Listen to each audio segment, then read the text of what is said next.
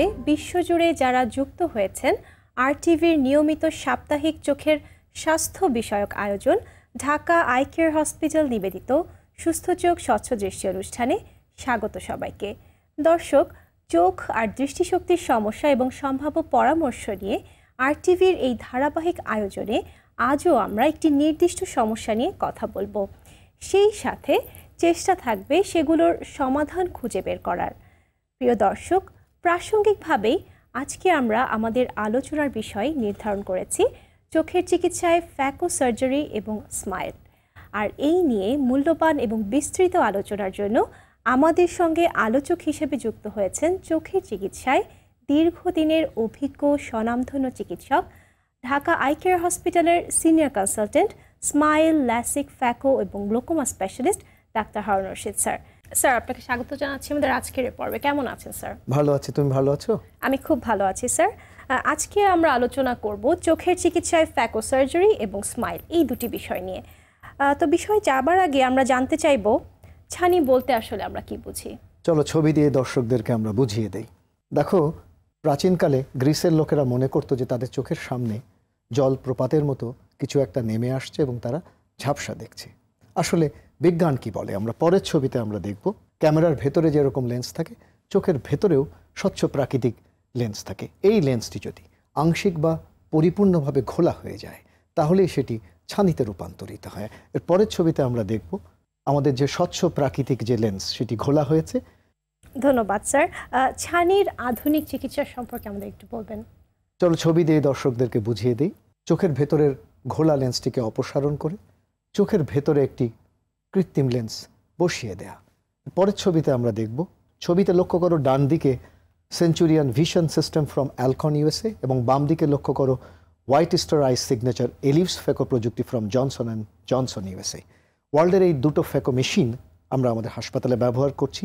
2 millimetre ছোট্ট একটা ছিদ্র করে ছানিটাকে মেশিনের মাধ্যমে টুকরো টুকরো করে ভেঙে গলিয়ে বের করে নিয়ে এসে চোখের ভেতরে আমরা লেন্স বসিয়ে দিই। আপনি কিন্তু বলছিলেন লেন্স বসানোর কথা। এই লেন্সের পাওয়ার সঠিকভাবে নির্ধারণ করা আসলে কতটা জরুরি? ভীষণ জরুরি। চলো আমরা ছবি দিয়েই বুঝিয়ে দিই। এই লেন্সটি সঠিকভাবে পাওয়ার নির্ণয়ের জন্য আমরা বায়োমেট্রি করি। প্রচলিত বায়োমেট্রির নাম হচ্ছে আল্ট্রাসাউন্ড বায়োমেট্রি। সবচেয়ে লেটেস্ট হচ্ছে অপটিক্যাল বায়োমেট্রি এবং সবচেয়ে লেটেস্ট যে সংস্করণ সেটি হচ্ছে swept source optical biometry IOL master 700 from Carl Zeiss, Germany. এটি হচ্ছে ওয়ার্ল্ডের সবচেয়ে বেস্ট অপটিক্যাল বায়োমেট্রি মেশিন, যেটা আমরা আমাদের হাসপাতালে ব্যবহার করছি। এর পরের ছবিতে দেখব আরেকটি অপটিক্যাল বায়োমেট্রি, সেটি ওয়ার্ল্ডের one of the best, Pentacam AXL optical biometry from Oculus, Germany. এই দুটো অপটিক্যাল বায়োমেট্রির মাধ্যমে আমরা আমাদের রোগীদের সঠিক পাওয়ারের লেন্স আমরা চোখে বসিয়ে দিই। আর কি ধরনের আসলে পরীক্ষা নিরীক্ষা প্রয়োজন হয় ছানি অপারেশনের আগে? চলো ছবি দিয়ে দর্শকদেরকে আমরা বুঝিয়ে দিই। Specular microscopy. আমাদের কর্নিয়ার সবচেয়ে ভেতরের যে স্তর তাকে আমরা বলি এন্ডোথেলিয়াম। সেই এন্ডোথেলিয়ামে কোষের সংখ্যা স্বাভাবিক রয়েছে কিনা, যদি কম থাকে তাহলে অনেক জটিলতা হতে পারে, যেমন সিউডোফেকিক বুলাস কেরোটোপ্যাথি। বিশেষ করে ফুক্স এন্ডোথেলিয়াল ডিস্ট্রফির ক্ষেত্রে আমাদের বিশেষ কিছু ব্যবস্থা নিতে হয়। এর পরের ছবিতে আমরা দেখব সঠিক উপায়ে চোখের চাপ পরিমাপ করে দেখা যে কারোর চোখে গ্লোকোমা রোগ আছে কিনা, সেটি অত্যন্ত গুরুত্বপূর্ণ বিষয়। স্যার, যেসব রোগীদের চোখে গ্লোকোমা রোগ আছে তাদের আপনারা ছানি চিকিৎসা কিভাবে করে থাকেন? আমি ছবি দিয়ে বুঝিয়ে দিই। তাদের অপটিক ডিস্কটা আমরা ভালো করে পর্যবেক্ষণ করি। এর পরের ছবিতে আমরা দেখব প্রয়োজনে তাদের আমরা দৃষ্টির পরিসীমা বিশ্লেষণ করি হামফ্রে ভিজুয়াল ফিল্ড অ্যানালাইসিসের মাধ্যমে। এর পরের ছবিতে আমরা দেখব অপটিক্যাল কোহেরেন্স টোমোগ্রাফির মাধ্যমে অপটিক নার্ভেট এবং রেটিনাল নার্ভ ফাইবার লেয়ার্সটা আমরা ভালো করে দেখে নিই। এর পরের ছবিতে আমরা দেখব গ্লোকোমা 2 ধরনের রয়েছে, উন্মুক্ত কোণ বিশিষ্ট গ্লোকোমা এবং বন্ধ কোণ বিশিষ্ট গ্লোকোমা। এই দুটির পার্থক্য নির্ধারণের জন্য আমরা ওসিটি এবং ইউবিএম প্রযুক্তি ব্যবহার করি। যাদের গ্লোকোমা রোগ ঔষধের মাধ্যমে নিয়ন্ত্রণের ভেতরে আছে তাদের শুধু আমরা চোখের ছানি অপারেশন করে দিই, কিন্তু যাদের গ্লোকোমা রোগ ঔষধের মাধ্যমে নিয়ন্ত্রণে নেই তাদের চোখের ছানির অপারেশন এবং গ্লোকোমার অপারেশন একসাথে অথবা আলাদা আলাদা করে করা হয়। প্রথমে চোখের ছানির অপারেশন এবং পরে গ্লোকোমার অপারেশন করা হয়। ধন্যবাদ স্যার। এবং যাদের চোখে রেটিনার সমস্যা আছে তাদের আপনারা ছানি চিকিৎসা কিভাবে করে থাকেন? এটি আমরা ছবি দিয়ে বুঝিয়ে দিই। দেখো, আমরা সকল ছানি রোগীদের মনিটা বড় করে ডাইলেট করে রেটিনাটা ভালো করে দেখি যে সেখানে বার্ধক্যজনিত রেটিনার কোনো ক্ষয় আছে কিনা বা কারোর ডায়াবেটিস থাকলে ডায়াবেটিস জনিত রেটিনার জটিলতা রয়েছে কিনা, যেটাকে আমরা ডায়াবেটিক রেটিনোপ্যাথি বলি, রেটিনাতে কোনো রক্তক্ষরণ হচ্ছে কিনা, চর্বি জমছে কিনা, আমিষ জমছে কিনা, ভালো করে আমরা দেখে নিই। এর পরের ছবিতে আমরা দেখব প্রয়োজনে আমরা রেটিনার অপটিক্যাল কোহেরেন্স টোমোগ্রাফি করেও দেখে নিই যে রেটিনাতে কোনো ছিদ্র রয়েছে কিনা, রেটিনা ছিঁড়ে গেছে কিনা। এর পরের ছবিতে আমরা দেখব প্রয়োজনে আমরা আল্ট্রাসাউন্ড বি স্ক্যানের মাধ্যমে, বিশেষ করে যদি আঘাতের ইতিহাস থাকে, আমরা ভালো করে দেখে নিই রেটিনাতে কোনো রক্তক্ষরণ হয়েছে কিনা বা রেটিনা ছিঁড়ে গেছে কিনা। অর্থাৎ ভালো করে পরীক্ষা নিরীক্ষা করার পরেই আমরা চোখের অপারেশনটা করি। তবে কারো রেটিনার জটিলতা থাকলে প্রথমে আমরা রেটিনার চিকিৎসাটা করে নিই। কিছু কিছু ক্ষেত্রে আমরা চোখের ছানি এবং রেটিনার চিকিৎসা একসাথেই করে থাকি। স্যার, ফ্যাকো সার্জারির জন্য ঢাকা আই কেয়ার হসপিটালে আপনারা আসলে কি ধরনের নতুন প্রযুক্তি সংযোজন করেছেন যদি একটু বলতেন? দেখো, প্রচলিত ফ্যাকো সার্জারিতে অনেকগুলো স্টেপ আমরা ম্যানুয়ালি করে থাকি, কিন্তু এখন আমরা ইমেজ গাইডেড সিস্টেম ব্যবহার করছি। চলো ছবি দিয়ে দর্শকদেরকে বুঝিয়ে দিই। যেমন সবচেয়ে লেটেস্ট ইমেজ গাইডেড সিস্টেম হচ্ছে ক্যালিস্টো আই ডিজিটাল মার্কারলেস সলিউশনের। পরের ছবিতে আমরা দেখব সেই ক্যালিস্টো আইয়ের সাথে যোগ হয়েছে সবচেয়ে লেটেস্ট লুমেরা 700 অপথ্যালমিক অপারেটিং মাইক্রোস্কোপ। এর পরের ছবিতে আমরা দেখব এবং ডিজিটাল পদ্ধতিতে চোখের ফ্যাকো সার্জারির অনেকগুলো স্টেপ যেমন রয়েছে ইনসিশন, ক্যাপসুলোরেক্সিস, জেড অ্যালাইন সাধারণত আমরা টরিক ইন্ট্রাকুলার লেন্স ইমপ্লান্টেশনের জন্য ব্যবহার করি, এবং কে ট্র্যাক অপারেশনের পরে আমরা দেখে নিই যে কর্নিয়ার আকৃতি স্বাভাবিক রয়েছে কিনা, সেটা আমরা ভালো করে দেখে নিই। এর পরের ছবিতে আমরা দেখব অর্থাৎ IOL master 700 optical biometry, Callisto eye digital markerless solution এবং লুমেরা 700 মাইক্রোস্কোপ একটি যন্ত্র থেকে আরেকটি যন্ত্রে তথ্য উপাত্ত খুব সহজে আদান প্রদান করা হয়, একটা মেলবন্ধনের সৃষ্টি হয়, যা চোখের ফ্যাকো সার্জারিকে অনেক নির্ভুল এবং নিখুঁত করে তোলে। Forum eye care data management সিস্টেমের মাধ্যমে এবং এই সম্মিলিত পদ্ধতিকে আমরা বলে থাকি জাইস ক্যাটারাক্ট সুইট মার্কারলেস। ধন্যবাদ স্যার, আপনি চমৎকার বলছিলেন। কোনো রোগী যদি দেরিতে ফ্যাকো সার্জারি করেন তাতে তার চোখে কি ধরনের সমস্যা হতে পারে? আমি ছবি দিয়ে বুঝিয়ে দিই। দেখো, যত দিন যায় ছানি বাড়ে, হঠাৎ করে ছানির কারণে চোখের চাপ বেড়ে যায়, তখন এত তীব্র ব্যথা যন্ত্রণা হয় যে দ্রুত অপারেশন না করলে সেই চোখটি চিরতরে নষ্ট হয়ে যায়। সেই অবস্থাকে আমরা বলি লেন্স ইনডিউস গ্লোকোমা বা ছানিজনিত গ্লোকোমা। আরেকটি বিষয়, বর্তমান প্রযুক্তিতে আমরা ছানিটাকে মেশিনে টুকরো টুকরো করে ভেঙে গলিয়ে বের করে নিয়ে আসি। একটা জিনিস যদি বেশি শক্ত হয়, ভাঙতে যেমন কষ্ট, ছানি যদি বেশি শক্ত হয় তাতে অপারেশনের ঝুঁকি এবং জটিলতা বেড়ে যায়। সেই জন্যে ছানি সবসময় প্রাথমিক পর্যায়ে অপারেশন করাটি শ্রেয়। ধন্যবাদ স্যার। এখন আসলে অনেকেই জানতে চান যে আসলে কোন লেন্সটি তার জন্য ভালো, এটি যদি একটু বলতেন। চলো ছবি দিয়ে আমরা দর্শকদেরকে বুঝিয়ে দিই। দেখো, লেন্স মূলত দু ধরনের রয়েছে। একটি হচ্ছে স্ট্যান্ডার্ড মোনোফোকাল লেন্স, আর একটি হচ্ছে প্রিমিয়াম লেন্স। প্রচলিত মোনোফোকাল লেন্সে একটি পাওয়ার থাকে দূরের জন্য, কাছে পড়তে গেলে চশমা লাগে, এবং প্রিমিয়াম লেন্স দু ধরনের হয়। একটি হচ্ছে টরিক লেন্স আর একটি হচ্ছে প্রেসবায়োপিক লেন্স। তুমি জানো অনেকেই আমরা চোখের চশমাতে সিলিন্ডার পাওয়ার পড়ি, তাদের জন্যে টরিক লেন্সটি সবচেয়ে ভালো। প্রেসবায়োপিক লেন্স আবার কয়েক ধরনের রয়েছে, আমি পরবর্তী ছবিতে বুঝিয়ে দিচ্ছি। বাম দিকের ছবিতে লক্ষ্য করো বাইফোকাল লেন্স, অর্থাৎ এই ধরনের লেন্সে দুটো পাওয়ার থাকে, দূরের জন্যে এবং কাছে পড়বার জন্যে। মাঝখানের ছবিতে লক্ষ্য করো extended depth of focus lens, এদেরও দুটো পাওয়ার থাকে, একটি দূরের জন্যে আর একটি হচ্ছে ইন্টারমিডিয়েট ডিস্টেন্সের জন্য বা কম্পিউটারের জন্য। সবচেয়ে ডানে দেখো ট্রাইফোকাল লেন্স। এই লেন্সগুলোতে দূরে, মাঝে, কাছে সব দূরত্বেই পাওয়ার থাকে, ফলে অধিকাংশ দূরত্বেই এরা চমৎকার দেখতে পায়। এর পরের ছবিতে আমরা দেখব প্রেসবায়োপিক টরিক লেন্স। যারা দূরে, মাঝে, কাছে পরিষ্কার দেখতে চায় কিন্তু যাদের চোখে সিলিন্ডার পাওয়ারের সমস্যা রয়েছে বা অ্যাস্টিগম্যাটিজম আছে, তাদের জন্য আমরা প্রেসবায়োপিক টরিক আইওল আমরা বসিয়ে দিই। আসলে কোন লেন্সটি সবচেয়ে ভালো সেটি গুরুত্বপূর্ণ নয়, কোন লেন্সটি কোন রোগীর চোখের জন্য উপযুক্ত সেটি গুরুত্বপূর্ণ বিষয়। আর এই পুরো বিষয়টি নির্ভর করছে ওই রোগীর চোখের অবস্থার উপরে, তার দেখবার চাহিদার উপরে এবং তার জীবন আচরণের উপরে।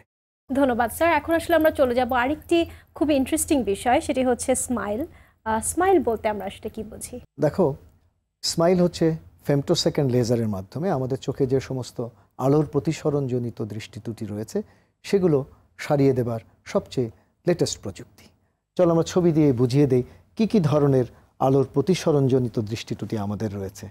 উপরে ডান দিকে ছবিতে লক্ষ্য করো মায়োপিয়া বা মাইনাস পাওয়ারের সমস্যা, আর নিচে ডান দিকে ছবিতে লক্ষ্য করো হাইপারোপিয়া বা প্লাস পাওয়ারের সমস্যা, এবং নিচে ডান দিকে ছবিতে লক্ষ্য করো অ্যাস্টিগম্যাটিজম বা সিলিন্ডার পাওয়ারের সমস্যা। এর পরের ছবিতে আমরা দেখব এই 3 ধরনের পাওয়ার সারাবার জন্যে কিছু রয়েছে অস্থায়ী সমাধান, কিছু রয়েছে স্থায়ী সমাধান।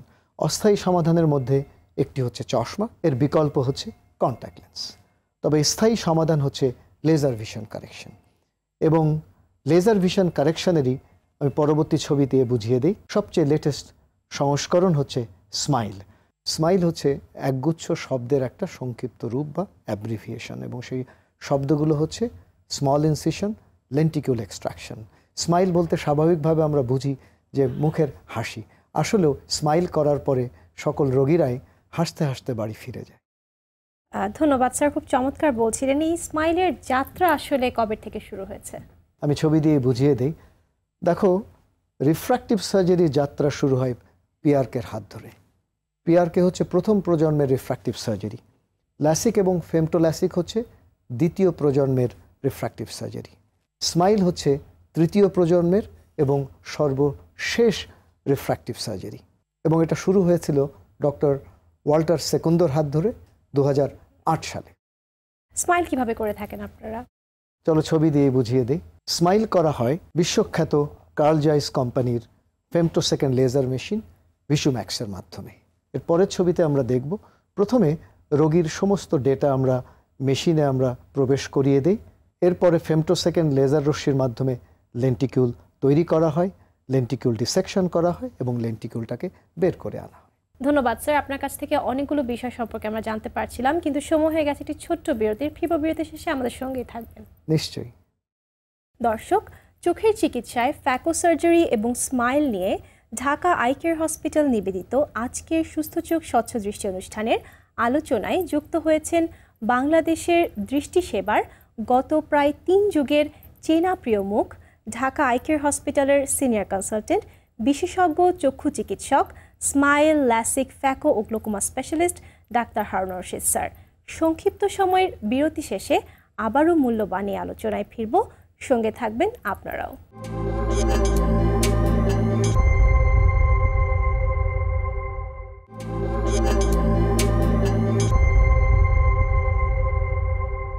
বিরতি শেষে ফিরে এলাম ঢাকা আই কেয়ার হসপিটাল নিবেদিত সুস্থ চোখ স্বচ্ছ দৃষ্টি অনুষ্ঠানে।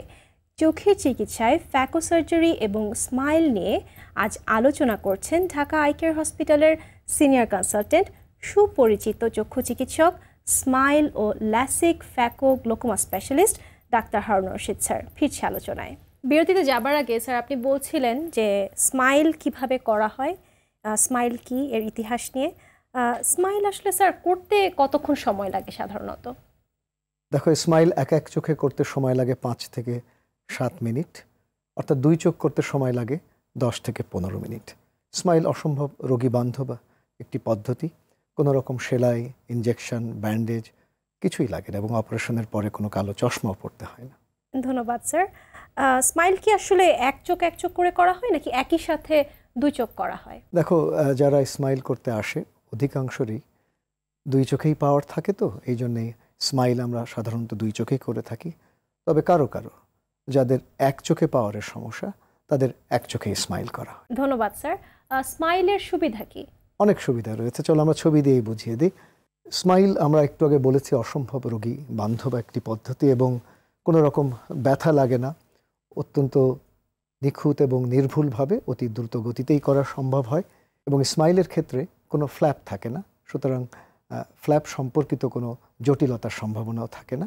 এর পরের ছবিতে আমরা দেখব স্মাইলে মাত্র 2 মিলিমিটার একটা ছিদ্র করা হয়, সুতরাং যা দ্রুত গতিতে আরোগ্য লাভ করতে রোগীকে সহায়তা করে। পরের ছবিতে আমরা দেখব স্মাইলের পরে চোখের কর্নিয়ার আভ্যন্তরীণ অংশের যে শক্তি, সেটা যথেষ্ট মজবুত থাকে। এর পরের ছবিতে আমরা দেখব অধিকাংশ লেজার ভিশন কারেকশন প্রসিডিওর চোখের কিছুটা শুষ্কতা করে, কিন্তু স্মাইলের ক্ষেত্রে শুষ্কতার পরিমাণ সবচেয়ে কম থাকে। পরের ছবিতে আমরা দেখব যে অপারেশনের পরের দিন স্লিট ল্যাম্পে চোখের কর্নিয়া স্বচ্ছ থাকে। কারা আসলে স্মাইলের জন্য উপযুক্ত? যারাই মাইনাস পাওয়ারের চশমা পরেন, তারা যদি চশমা ছাড়তে চান বা চশমার উপর নির্ভরশীলতা কমাতে চান, সৌন্দর্যের বিবেচনায় হোক অথবা শখের বশে হোক, বা পেশাগত কারণে হোক, চিকিৎসার প্রয়োজনে হোক, যে কারণে হোক না কেন, এবং তাদের বয়স যদি 18 বছরের বেশি হয় এবং বিগত 1 বছরে তাদের পাওয়ার যদি 0.5-এর বেশি, এবং তারা যদি স্মাইলের যে পরীক্ষাগুলো করতে হয় সেই পরীক্ষায় যদি উপযুক্ত বলে বিবেচিত হন, তখনই তাদের চোখে স্মাইল করা সম্ভব। আচ্ছা, আপনি বললেন যে উপযুক্ত হতে হবে। সেই উপযুক্ত হওয়ার জন্য কি কি ধরনের পরীক্ষা নিরীক্ষা আপনারা করেন? চলো ছবি দিয়ে দর্শকদেরকে আমরা বুঝিয়ে দিই। প্রথমেই স্লিট ল্যাম্পের মাধ্যমে আমরা ভালো করে চোখটা পরীক্ষা করি যে তার চোখের পাতায় কোনো মেবোমিয়ান গ্ল্যান্ড ডিসফাংশন রয়েছে কিনা, কর্নিয়া পাতলা হয়ে যাওয়া অসুখ, কেরাটোকোনাস আছে কিনা, বা চোখে শুষ্কতা রয়েছে কিনা। এর পরের ছবিতে আমরা দেখব, প্রথমেই আমরা স্নেলেন ভিশন চার্টের মাধ্যমে দৃষ্টি পরীক্ষা করি। এর পরের ছবিতে আমরা দেখব যে অটোরেফ কেরাটোমিটারের মাধ্যমে আমরা চোখের দৃষ্টি ত্রুটি রয়েছে কিনা সেটা যেমন নির্ণয় করি, এবং কেরাটোমেট্রির মাধ্যমে আমরা কর্নিয়ার বক্রতা পরিমাপ করি। এর পরের ছবিতে আমরা দেখব ল্যাসিকের ক্ষেত্রে কর্নিয়ার বেথ বা থিকনেস কতটুকু সেটা জানা খুব প্রয়োজন। সেটা আমরা আল্ট্রাসনিক প্যাকিমেট্রি বা নন কন্ট্যাক্ট প্যাকিমেট্রির মাধ্যমে আমরা পরিমাপ করি। এর পরের ছবিতে আমরা দেখব প্লেসিডো বেসড টোমোগ্রাফির মাধ্যমে আমরা কর্নিয়ার সামনের যে মানচিত্র তৈরি করি তার মাধ্যমে আমরা কর্নিয়াতে কোনো অ্যাস্টিগম্যাটিজম বা বিষম দৃষ্টিবদ্ধতা রয়েছে কিনা, বা কর্নিয়া পাতলা হয়ে যাওয়া কোনো অসুখ যেমন কেরাটোকোনাস আছে কিনা সেটা আমরা দেখে নিই। এর পরের ছবিতে আমরা দেখব যে শাইনফ্লুক টোমোগ্রাফির মাধ্যমেও আমরা দেখে নিই কর্নিয়ার সামনের বা পেছনের মানচিত্রে কোনো রকম পাতলা হয়ে যাওয়া কোনো অসুখ যেমন কেরাটোকোনাস বা পেলুসিড মার্জিনাল ডিজেনারেশনস রয়েছে কিনা। যেমন এই ছবিতে লক্ষ্য করো যে সবুজের মাঝখানে যে লাল যে জায়গাটা, ঠিক ওই জায়গাতে কর্নিয়া ধীরে ধীরে পাতলা হয়ে যাচ্ছে। এই ধরনের ক্ষেত্রে আমরা স্মাইল করা থেকে বিরত থাকি। এর পরের ছবিতে আমরা দেখব, এখন আমরা পেন্টাক্যাম শাইনফ্লুক টোমোগ্রাফির পাশাপাশি কম্বাইন্ডলি আমরা কর্ভিস এসটির মাধ্যমে কর্নিয়ার বায়োমেকানিক্যাল অ্যাসেসমেন্ট করি। এর ফলে আমরা একটা কম্বাইন্ড একটা রিপোর্ট পাই যা স্মাইলের উপযুক্ততা বিবেচনায় যথেষ্ট সহায়তা করে। এর পরের ছবিতে আমরা দেখব ওয়েভ ফ্রন্ট অ্যাবারোমেট্রির মাধ্যমে আমরা চোখের ভেতরে যে সমস্ত উচ্চমানের বিচ্যুতি রয়েছে যেমন কমা, ট্রিফয়েল, টেট্রাফয়েল, সেগুলো আমরা পরিমাপ করি। স্মাইলের পর দৃষ্টি ফিরে পেতে কতটা সময় লাগে একজন রোগীর? দেখো, স্মাইলের পরপরই একজন রোগীকে আমরা 3 থেকে 4 ঘন্টা চোখ বন্ধ রাখতে বলি, এবং যেদিন স্মাইল করা হয় ওই দিন দৃষ্টি কিছুটা ঝাপসা থাকে, পরের দিন থেকেই দৃষ্টির উন্নয়ন ঘটতে থাকে। কিন্তু প্রথম 3-4 সপ্তাহ দৃষ্টির ফ্ল্যাকচুয়েশন হয়, অর্থাৎ একজন রোগী কখনো কখনো বেশ পরিষ্কার দেখেন, কখনো কখনো একটু ঝাপসা দেখেন। যাদের চোখে শুষ্কতা আছে তাদের চোখে কি স্মাইল করা সম্ভব? সকল লেজার ভিশন কারেকশন প্রসিডিওর চোখের শুষ্কতা প্রথম 2-3 মাসের জন্য একটু বাড়িয়ে দেয়। সেই জন্য ভালো করে আমরা শুষ্কতার পরীক্ষাগুলো করে নিই। আমি ছবি দিয়ে দর্শকদেরকে বুঝিয়ে দিই। আমরা যেমন টিয়ার মেনিসকাস পরীক্ষা করি, টিয়ার ব্রেকআপ টাইম এবং শার্মার টেস্ট। এর পাশাপাশি সবচেয়ে লেটেস্ট আমরা একটি পরীক্ষা করি, এর পরের ছবিতে আমরা দেখব লিপিভিউ টু ড্রাই আই পরীক্ষা। এটা খুবই একটি গুরুত্বপূর্ণ পরীক্ষা। আমরা এই সমস্ত পরীক্ষা নিরীক্ষা করার পরে আমরা শুষ্কতার গ্রেডিং করি যে শুষ্কতা কোন পর্যায়ে রয়েছে, সেটি মৃদু পর্যায়ে, মাঝারি না অতিমাত্রায় রয়েছে। যদি মৃদু পর্যায়ে থাকে, আমি ছবি দিয়েই বুঝিয়ে দিই, তাহলে আমরা সিম্পল আর্টিফিশিয়াল টিয়ার বা চোখের যে কৃত্রিম অশ্রু যেগুলো পাওয়া যায় সেগুলো আমরা দিয়ে চিকিৎসা করে আমরা স্মাইল করে ফেলি। কিন্তু কারোর শুষ্কতা যদি অতিমাত্রায় হয়, আমরা পরের ছবিতে আমরা দেখব তাকে আমরা সবচেয়ে যুগান্তকারী যে চিকিৎসা লিপিফ্লো চিকিৎসা আমরা করে থাকি। যেসব রোগীদের চোখে স্মাইল করা সম্ভব না তাদের ক্ষেত্রে কি কি করা হয়? আমি ছবি দিয়েই বুঝিয়ে দিই। যাদের চোখে স্মাইল করা সম্ভব হয় না তাদের আমরা পিআরকে করতে পারি। এর পরের ছবিতে আমরা দেখব প্রয়োজনে তাদের আমরা ল্যাসিকও করতে পারি। এর পরের ছবিতে আমরা দেখব যাদের পাওয়ার অনেক বেশি রয়েছে তাদের আমরা ফেকিক ইন্ট্রাঅকুলার লেন্স বসাতে পারি।